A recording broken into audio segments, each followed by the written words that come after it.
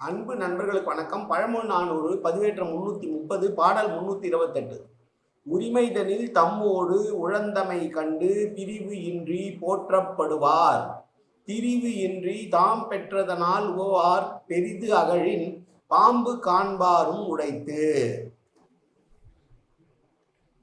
எந்த விதமான வேற்றுமையும் இல்லாமல் நட்புறவோடு தம்மை காப்பாற்றுபவர்கள் என்ன உதவி செய்கிறார்களோ அந்த உதவியை கொண்டு மனம் மகிழ்ந்து இருப்பதுதான் நட்பிற்கு அழகு. அதை விடுத்து இவர் இன்னும் நமக்கு செய்திருக்கலாம் என்ற எண்ணத்தோடு இருப்பது தீமையை தரும்.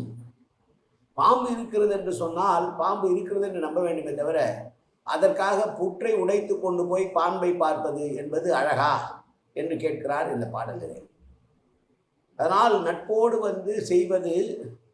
செய்யக்கூடிய உதவியை ஏற்றுக்கொண்டு அதை கொண்டு மனமகிழ்ச்சியோடு இருப்பது தான் நல்லது. செய்தது கொண்டு உவர்த்தலே நட்பிற்கு அழகாம் என்று சொல்லுகிறார்.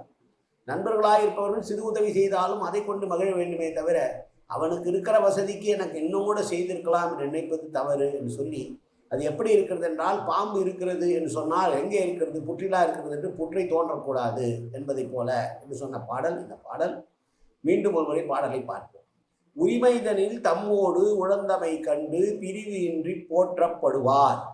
திரிவு இன்றி தாம் பெற்றதனால் ஓவார் பெரிது அகழின் பாம்பு காண்பாரும் உடைத்து. நன்றி, வணக்கம்.